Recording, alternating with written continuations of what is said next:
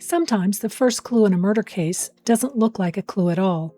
On July 23, 1971, Washington State University police were called to Stevens Hall, a dormitory that was closed for renovation.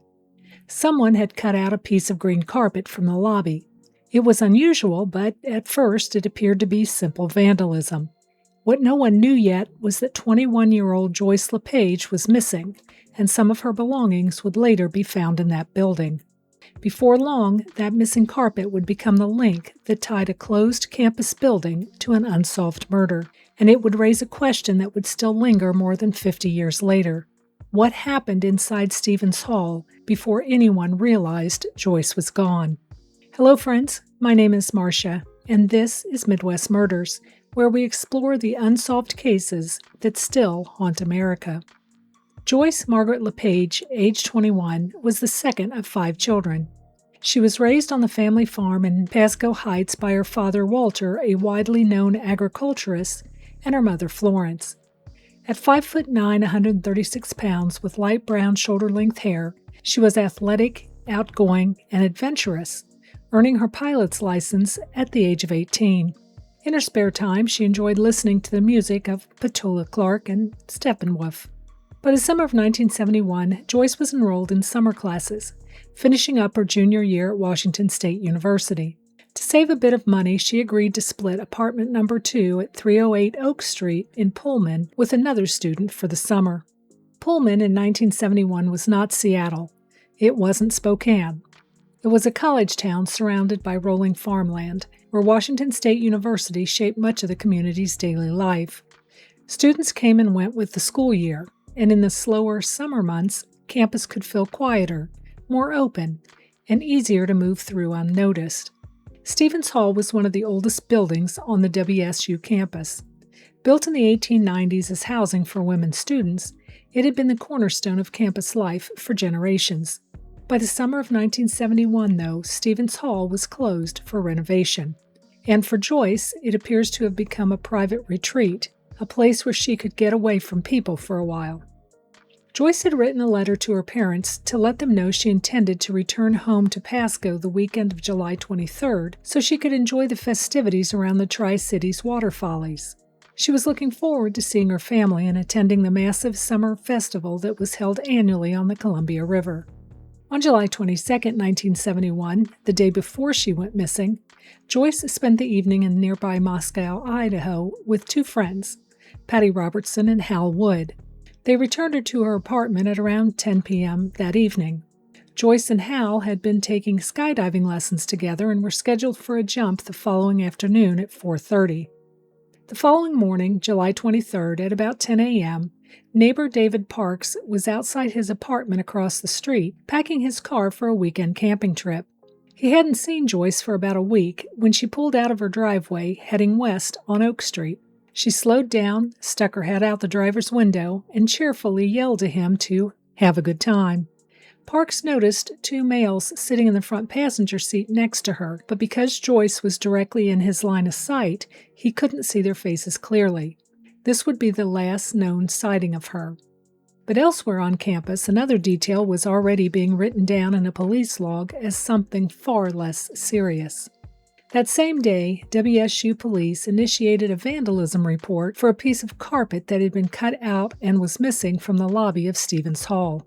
10 days later, on August 2nd, concerned because Joyce had not returned home as planned and the family couldn't reach her, Joyce's father officially reported her missing to campus police. The campus police launched a search for Joyce, interviewing everyone who knew her. At that point, police were still trying to answer the most basic question: where had Joyce gone? Several friends reported that Joyce split her time between the apartment and Stevens Hall in order to save money for the upcoming semester. Even though it was closed and abandoned for renovations, Joyce had found an open window. She had written to her boyfriend David Arthur indicating she had broken into Stevens Hall through the open window and had been using the facilities there, showering, playing the piano, watching TV, and sleeping in the head resident's bed. The reason she gave was to get away from people. This information led police to search the locked dormitory where they uncovered some of Joyce's personal belongings. Her bedding, personal letters, and some textbooks were found, along with personal hygiene supplies. Police wondered if the missing carpet was connected to her disappearance. At the same time, police were also trying to account for Joyce's car. As they continued to canvass the neighborhood, they located her 1966 Dodge Corvette parked in front of the frat house next to 1708 Opal Street, a few blocks from her apartment. It was locked. Her identification, red leather wallet, shoes, and a couple of textbooks were in her car. A parking ticket dated July 29, 1971 was attached to the vehicle. The car appeared to have been there a while due to the dust and debris on and around it. Based on this information, police determined that Joyce disappeared between 10 p.m. July 22 and 10 a.m. July 23. 9 months later, on April 16, 1972, a Moscow, Idaho high school student was in Wallowee Canyon near the Snake River searching for rocks. In a dry creek bed, he spotted what turned out to be human remains. Police responded immediately, finding a badly decomposed body wrapped in 2 blankets, one bearing the insignia of the U.S. Medical Corps, and a green carpet remnant later determined to be the carpet taken from Stevens Hall. X-rays and dental records identified the remains as those of Joyce LePage. Her cause of death was due to stabbing. Police would later come to believe a violent crime had taken place in the living room area of Stevens Hall. For her family, that discovery ended the uncertainty of whether Joyce would come home, but it didn't bring the answer they needed the most. Investigators focused their efforts on people who had access to Stevens Hall, access to Joyce, or whose statements left questions. In a case like this, suspicion often came from timing and opportunity, not from one definite piece of evidence. Initially, Robert Johnson was considered a prime suspect. He was contracted as a carpet layer for the Stevens Hall renovation. His van was seen parked at the hall during the overnight hours of July 22nd into July 23rd. On paper, Johnson had access to the building at a critical time. But access alone is not enough. Johnson, who is now deceased, cooperated fully with investigators and passed 2 separate polygraph tests administered by the FBI. He reported that he normally laid the carpet in the evening after the other tradesmen had left for the day, and he had stayed overnight in Stevens Hall the evening of July 22nd because he wanted to complete the job. He didn't hear or see anything unusual, but reported that he did hear the normal, muffled sounds of voices, describing it as something like a party going on, but not a loud or disruptive one. He remembered the security officer coming through at about 8 a.m. on the 23rd. Ultimately, he was cleared as a suspect. But while investigators did a thorough job of vetting Johnson and ruling him out, the police files revealed another question sitting right next to him.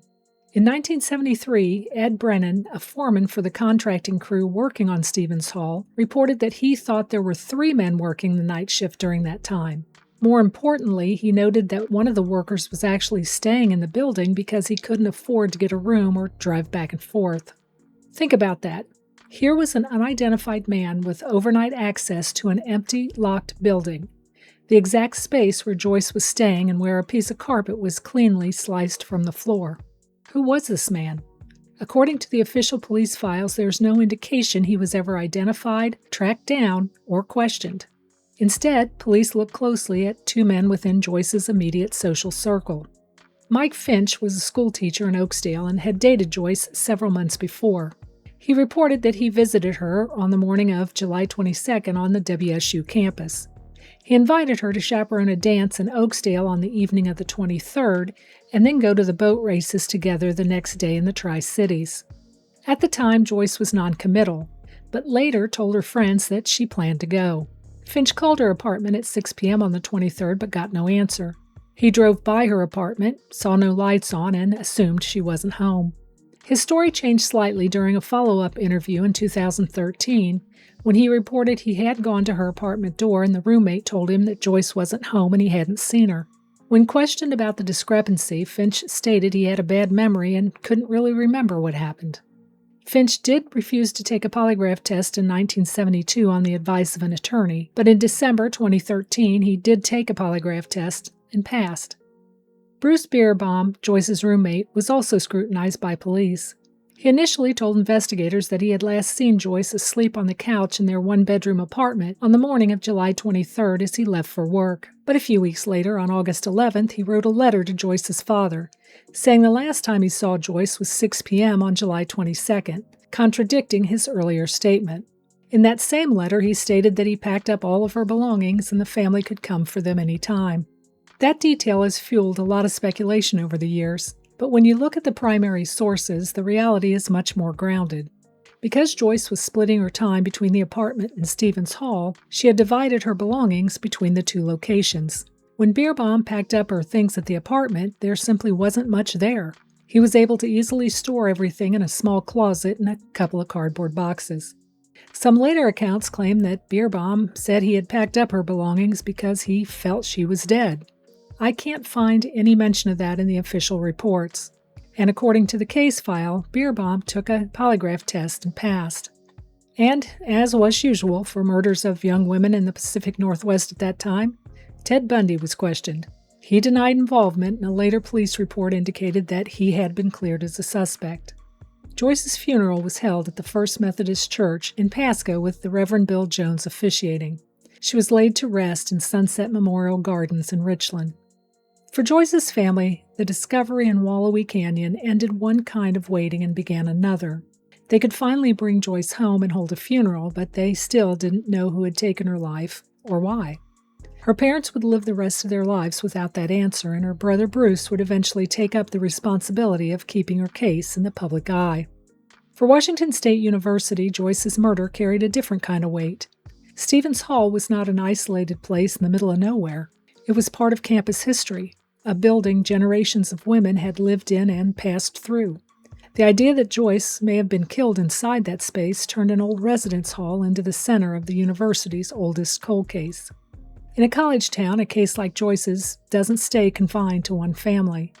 It changes how people remember a building, a campus, and a summer that should have been ordinary. When you review this entire case, three central questions really stand out.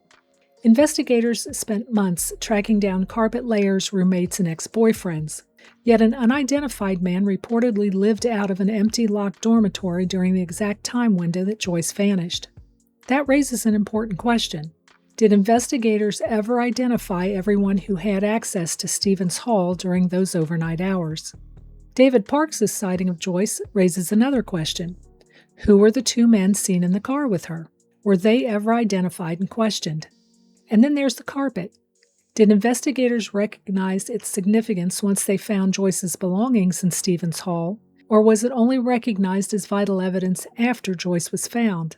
That distinction matters because it changes how we understand the earliest hours of this case.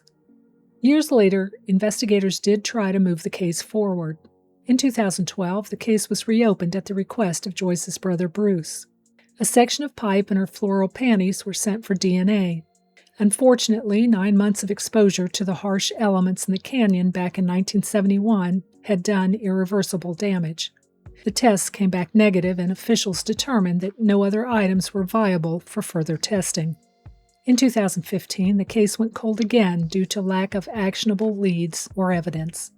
Joyce's case began with something that didn't look like a murder clue. A piece of green carpet had been cut from the lobby of Stevens Hall. At first, it looked like minor campus vandalism. Only later would that missing carpet become the link between Joyce, Stevens Hall, and the remote creek bed where her remains were found. And that's what still lingers. Did the first clue in her murder sit unnoticed simply because no one yet knew she was missing? More than 50 years later, Joyce's case still has not disappeared from the people who love her. Her brother Bruce has offered a $100,000 reward for information, and he built a memorial bench near the river where Joyce had planned to watch the boat races with her family. It's a quiet tribute, but a powerful one. A reminder that Joyce was not just the victim in an old case file. She was someone who was expected, missed, mourned, and remembered. Joyce was 21 years old. She was a daughter, a sister, a student, and a young woman with a life still unfolding. If you know anything about the murder of Joyce LePage, please contact the Whitman County Sheriff's Office. Until next time, stay curious, stay vigilant, and may the truth reveal itself in the shadows.